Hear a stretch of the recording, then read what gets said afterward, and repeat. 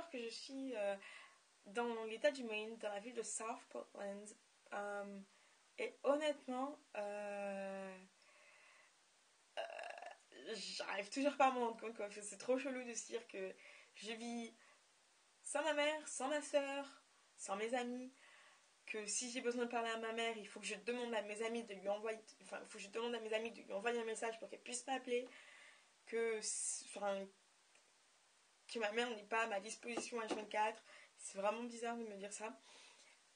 Et mais à part ça, je vis vraiment c'est vraiment un rêve. Je suis pas contente d'avoir choisi de faire cette aventure. D'abord au niveau de la famille d'accueil, je vais juste faire un petit point sur la famille d'accueil.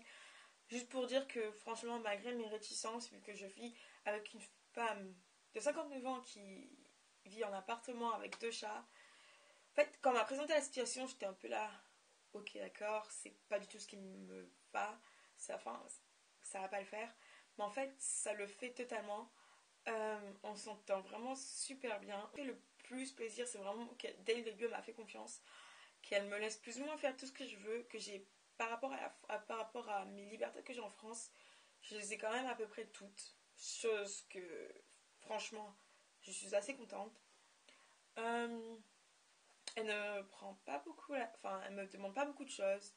C'est-à-dire que, elle attend beaucoup de moi, sans vraiment attendre beaucoup de moi. C'est-à-dire que par rapport à la maison, je n'ai pas de tâches ménagères à faire à part ma chambre. Chose qui est un peu cool. Après, elle me considère vraiment comme sa fille, je pense, parce que... Enfin, elle me le dit souvent quand, par exemple, on est dans un magasin, elle me dit qu'elle veut me prendre ça parce que je suis sa fille et tout ça. Après, c'est pas que je l'aime pas, hein, parce que je l'adore vraiment. Enfin, je suis vraiment contente de la connaître et de pouvoir vivre cette année avec elle. Mais je ne sais pas si un jour je pourrais dire que c'est ma mère. Parce que franchement, ma mère, c'est ma mère et qu'elle est déjà ma maman. Mais oui, je la considère vraiment comme quelqu'un d'important dans ma vie, qui m'a permis d'avancer et qui me permet toujours d'avancer, justement. Elle m'aide dans pas mal de décisions. Et oui, elle compte beaucoup pour moi. Donc voilà, pour le point sur la famille.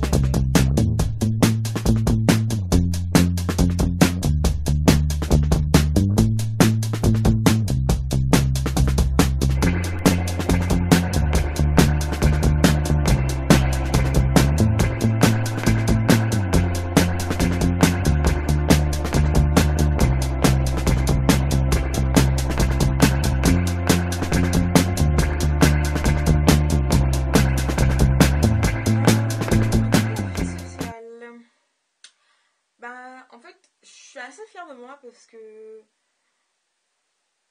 à mon arrivée au lycée, les profs m'ont présenté comme la nouvelle étudiante d'échange une des nouvelles étudiantes d'échange du lycée. Ils ont précisé bien sûr le fait que j'étais française. Mais en fait, quand ils ont dit ça, tout le monde m'a regardé, genre en mode ok d'accord, elle est française, on s'en fiche un peu.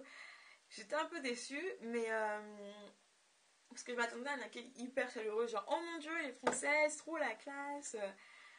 Mais j'ai rien eu de tout ça. Donc dès les premiers jours, j'ai dû faire pas mal d'efforts. Il a fallu que j'aille vers les gens, que je fasse le premier pas. Et honnêtement, ça a valu le coup. Je ne suis pas trop sûre de ce que je vais dire. Je suis vraiment désolée si c'est pas français. Ça a valu le coup. Parce que les gens,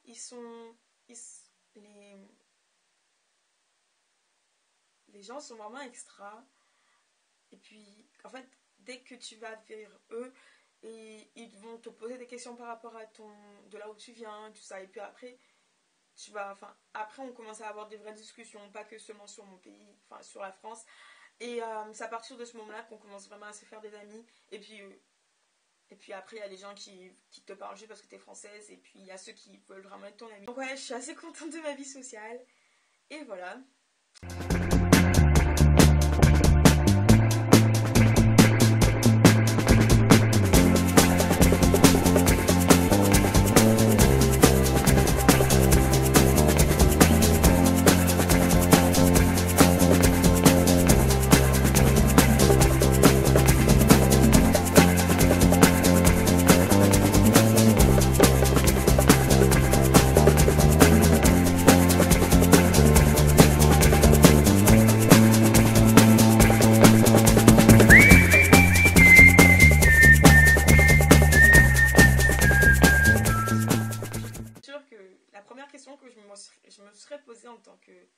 fille qui n'est pas allée aux États-Unis, c'est est-ce que le lycée américain est vraiment comme ce qu'on voit à la télévision, par exemple dans High School Musical ou dans des séries comme 90-210, des trucs comme ça.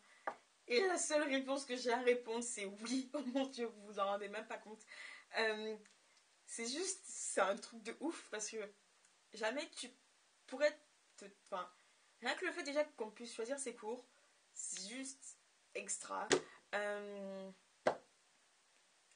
Tu, tu, tu choisis ton cours par rapport à ton niveau. Donc en fait, t'es pas obligé déjà à te retrouver par exemple dans une classe de maths où t'as une seule personne qui comprend tout ce que le prof de maths dit, pendant que tout le reste il ne comprend pas, et donc tu restes. Enfin, la plupart des profs de maths vont ne continuer qu'avec le groupe qui fonctionne assez bien. Parce qu'en fait, ici, on fait tout par niveau. C'est-à-dire que si t'es moyen en maths, tu vas dans une classe moyenne de maths. Et à partir de là, tu auras une bonne moyenne. Parce que bon, c'est ton niveau. Donc, franchement, sur ce point-là, je trouve qu'il gère assez. Tu ne fais que les trucs qui t'intéressent, plus ou moins. Et après, tu as le choix de faire des... Tu as la possibilité d'avoir des options, des matières qui durent un semestre. Et ça, c'est super bien. Par exemple, ce semestre, j'ai sociologie, que j'ai déjà fait techniquement, vu qu'en fait, j'étais en économique et sociale. Mais oui, c'était assez cool. Là, le semestre prochain, j'ai Photoshop. Franchement, je pense que je pourrais pas demander mieux. J'ai également un cours de cuisine qui va me permettre, en plus le cours de cuisine et avant l'heure du déjeuner, donc c'est parfait, parce que je vais pouvoir avoir un petit goûter.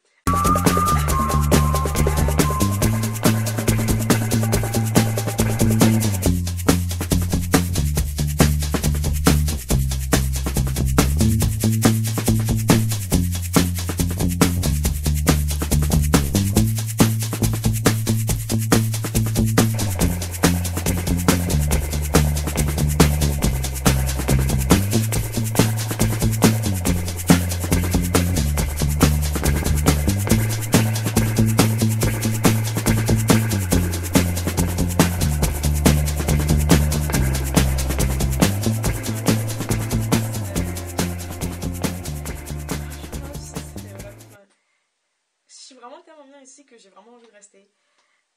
J'ai rien contre la France. Je ne vais pas dire que je déteste la France. Je ne vais pas dire que je détestais ma vie en France, parce que ma vie en France, je l'aime vraiment. Mais franchement, ici, c'est vraiment tout ce que j'ai toujours voulu. Enfin, toujours rêvé. C'est exactement ce que je pensais que ça allait être, en fait. C'est tellement bien que je... Et puis, mais c'est même pas parce que tout est parfait. J'ai vraiment une vie normale. Des fois, il y a des trucs pas super qui m'arrivent. Enfin, je vais pas dire que je vis dans le pays des bisounours où tout est beau, tout est mignon, tout le monde est gentil. Non. Mais j'ai pas à me plaindre, quoi. Enfin, c'est vraiment une vie qui me plaît. Et je vais prendre les 5 derniers mois, les 169 jours, les 179 jours qui me restent ici. Je vais les vivre pleinement. Et ça passe vraiment...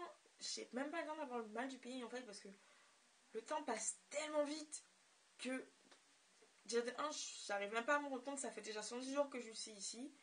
Donc si je prends au moins une semaine pour avoir le mal du pays, bah, ça fait déjà une semaine de perdu et une semaine que je pourrais pas récupérer et que je pourrais jamais récupérer. Donc je préfère en profiter dès maintenant, faire le plus de choses que possible, goûter le plus de choses que possible, à visiter le plus d'endroits que possible, faire le plus de choses que possible.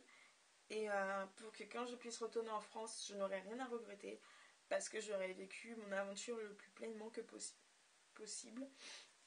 Donc voilà. Donc voilà, pas de mal du pays. Donc voilà. C'était mon petit bilan pour vous tenir un peu au courant.